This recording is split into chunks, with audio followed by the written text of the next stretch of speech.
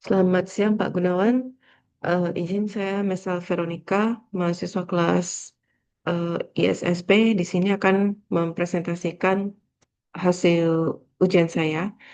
Jadi judulnya adalah Jakarta Smart City Enterprise Architecture, di mana di presentasi ini saya akan membahas bagaimana Jakarta merancang arsitektur solusi untuk integrasi smart city yang lebih baik.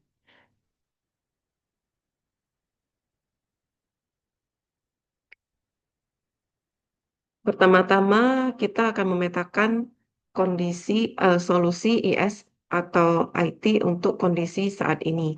Di mana di sini frameworknya menggunakan Jahman matriks 4x4. Di sini perspektif yang saya pilih adalah planner, owner, designer, dan builder. Sedangkan untuk elemennya what, how, where, dan who. Di kolom what pada baris planner, kita memetakan data strategis seperti data transportasi, APBD jika diperlukan, dan keluhan warga. Di sisi teknis pada builder, what-nya kita akan mendefinisikan format-format data yang seperti JSON dan database spot GIS.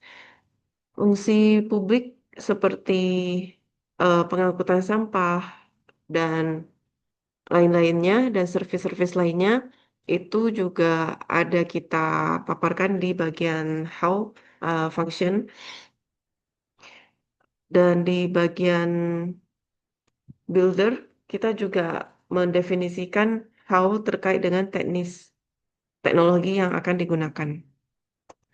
Eh, where di mana ini adalah tempat atau lokasi terjadinya aktivitas. Kemudian who-nya di sini adalah stakeholder yang berkaitan dengan masing-masing proses tersebut.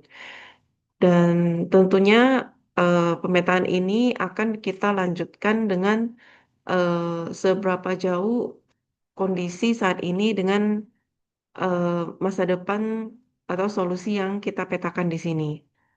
Berikutnya untuk mengetahui eh, kesenjangan atau gap atau seberapa jauh realisasi yang harus kita lakukan. Di sini kita melakukan gap analysis dengan balance scorecard, di mana perspektifnya dari customer, yaitu warga kota Jakarta dan Pemda, karyawan Pemda, kedua dari perspektif finansial, ketiga internal business process, dan keempat learning angle. Contohnya di sini salah satu dari perspektif customer, eh, kondisinya sekarang warga itu sangat pasif dan hanya menjadi pelapor. Sedangkan targetnya sesuai solusi yang tadi adalah warga itu aktif menjadi co-creator. Jadi itu salah satu gap yang terjadi. Kedua, dari sisi proses internal, data di internalnya Pemda itu tersebar, tapi tidak sinkron. Sementara targetnya proses pelayanan masyarakat itu bisa otomatis lintas dinas dan mempunyai KPI yang real time. Dan pada kolom learning juga terlihat eh, kemampuan menggunakan sistem atau SDM digital itu tidak mencapai yang seharusnya, di mana target ke depannya kita menjadi kota yang didukung oleh AI dan memiliki inovasi yang berasal dari komunitas lokal. Sehingga tentu saja SDM termasuk juga warga dan karyawan itu keahliannya perlu ditingkatkan. Jadi tabel analisa ini menunjukkan bahwa transformasi digital bukan hanya terkait teknologi dan perangkat, tapi juga transformasi seluruhnya, termasuk budaya, tata kelola, dan pola pikir masyarakat. Nah, melanjutkan dari kesenjangan ini, kita sudah tahu apa yang menjadi PR, jadi kita butuh desain arsitektur yang menjawab gap-gap ini. Di sini ada arsitektur sederhana dan dari bisnis arsitektur kota Jakarta menuju Smart City dan arsitektur solusi ISIT-nya. Ini arsitekturnya dirancang agar aspek kota itu saling terhubung. Lapisan teratas di arsitektur ISIT ini adalah smart apps seperti yang sekarang sudah ada, Jaki dan Smart Card yang menjadi gate interaksi dengan warga. Nah, ke bawah, ke bawah di sini ada konsolidasi data, integrasi data dari masing-masing departemen itu dalam satu data lake yang akan dikelola oleh Master Data Management. Nah, data yang ada ini akan diolah menggunakan AI untuk bisa memprediksi banjir, kemacetan, dan kebutuhan layanan masyarakat lainnya. Dari infrastruktur, di sini menggunakan hybrid cloud dan edge computing untuk bisa menjangkau daerah-daerah yang lebih terpencil di mana akses internet itu kurang tersedia.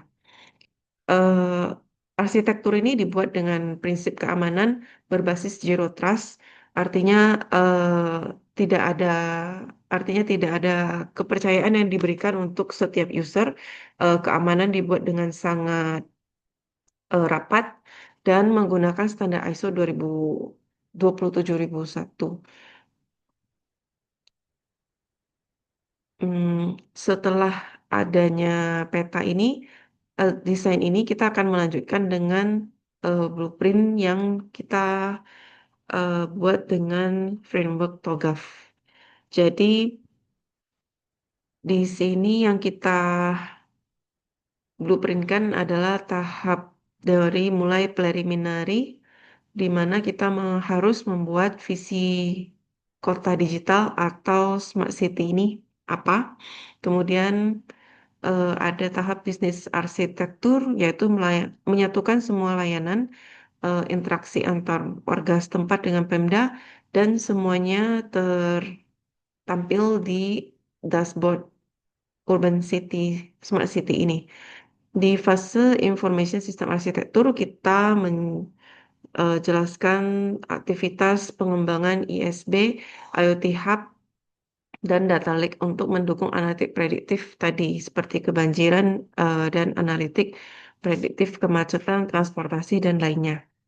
Kemudian di fase teknologi arsitektur di sini memuat komponen seperti hybrid cloud yang tadi, kemudian pembangunan security operation center untuk memastikan keamanan terhadap serangan seperti cyber threat dan juga IAM, Identity Access Management untuk semua user yang akan mengakses aplikasi.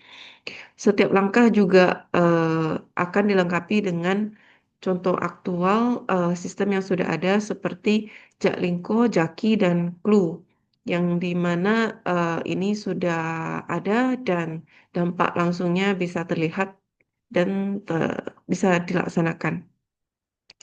Jadi TOGAF di sini berfungsi sebagai kerangka utama transportasi yang akan merubah kondisi sekarang. Kemudian eh, terkait dengan pengendalian dan evaluasi, di sini akan menggunakan framework COVID untuk governance smart city-nya. Tabel ini menunjukkan penggunaan definisi domain COVID 2019 yang diimplementasikan untuk menjaga agar arah transformasi tetap pada tujuannya. Di domain EDM, Evaluate, Direct, dan Monitor, di sini harus dilakukan oleh gubernur dan tim Smart City menentukan arah dan kebijakan. Di domain EPO, Align, Plan, dan Organize, eh, harus menyusun EA dan peta jabatan IT atau IS-nya. Di domain BAI, Build, Acquire, dan Implement, untuk mendukung pengembangan aplikasi seperti Jaki dan integrasi lintas dinas, di sini dilakukan aktivitas pengembangannya. Kemudian di domain DSS, Deliver Service dan Support, ini operasional penggunaan di lapangan dan mensupport setiap warga yang menggunakan sistem. Kemudian di tahap MEE, Monitor, evaluate, dan akses ini untuk memastikan semuanya terevaluasi melalui dashboard yang bisa merujuk ke standar SPBE dan mengevaluasi feedback dari warga melalui aplikasi-aplikasi eh, yang sudah ada sekarang seperti Clue dan Jaki. Jadi COVID ini kita gunakan untuk menjadi satu jaminan bahwa setiap proses di strategi ISIT ini bisa dikendalikan, terawasi, dan dievaluasi secara sistematis. Oke, sekian presentasi saya. Terima kasih.